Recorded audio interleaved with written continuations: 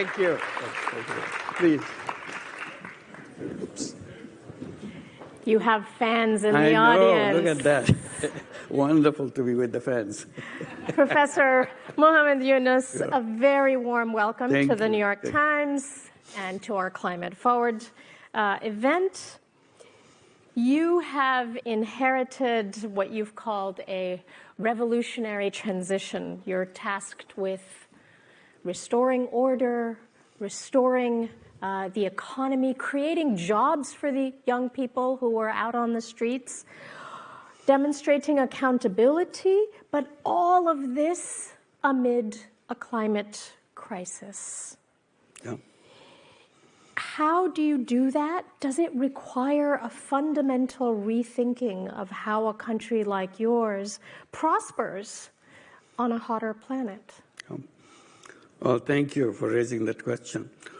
We don't have the word start. We said reform.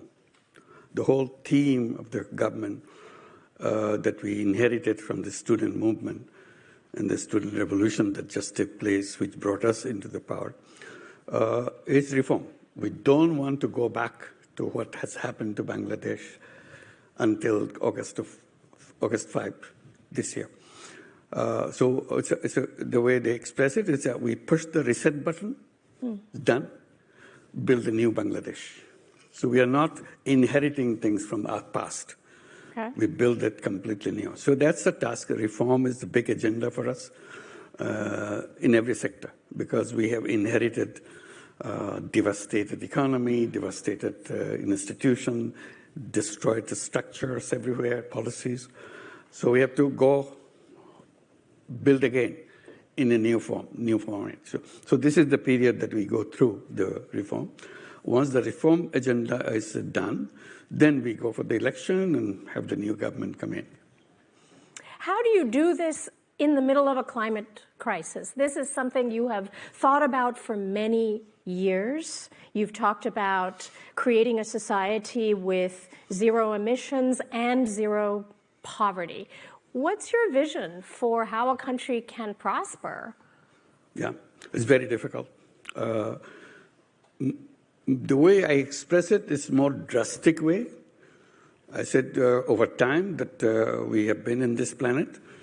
We are very smart. We created a lot of smart things in the world. But we created a civilization which is a self-destructive civilization. So we have no escape route from this civilization but to destroy ourselves.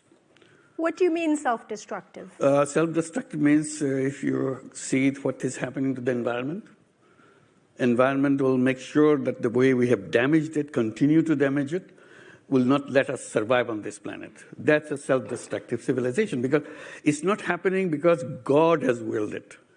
It's happening because the way we behave every day. And that's the result we get. So we have to go to the original. What are the basic principles of the civilization? What's the basic structure of the civilization? Where this destruction part comes out of it? Can we redesign this civilization in a different way, which will be beautiful world, self-supporting, enjoying life for every form of life on this planet? Yes, we can. We are smart enough to design that. But we're stupid enough to do something bad, which we are suffering right now. So we have to go back to the basics of That's a tall order. It's a tall order. In practical terms, what does that mean for you? It means the economic system that we built is the key to the destruction of this planet. The whole economic system is based on one basic principle: maximization of profit. So you see only yourself. In the maximization of profit, you don't see what the planet is, where your neighbor is. You don't consider anything. That's where we teach in our business classes. That's what we practice in our business practices and so on and so forth. Maximization of profit. The more profit you make, more successful you are. Nobody cares if you make lots of money, how much damages you have done to this planet in the process. That's not accounted for. So you go on merrily, make money, and so on. In the process, we destroyed this planet. In the process, we destroyed the society. Created massive amount of wealth concentration. Every day, wealth is getting to the top. Well, the civilization and the economic framework that we build, wealth never comes downwards. It has no practice of that. It always goes to the top. Everything that we do, it all goes to the top. So every day, the people who are rich gets richer. People who are in the bottom languish there. They have no mechanism to survive, no mechanism to move up. That is not the concern of the economy. That's a wrong economic design.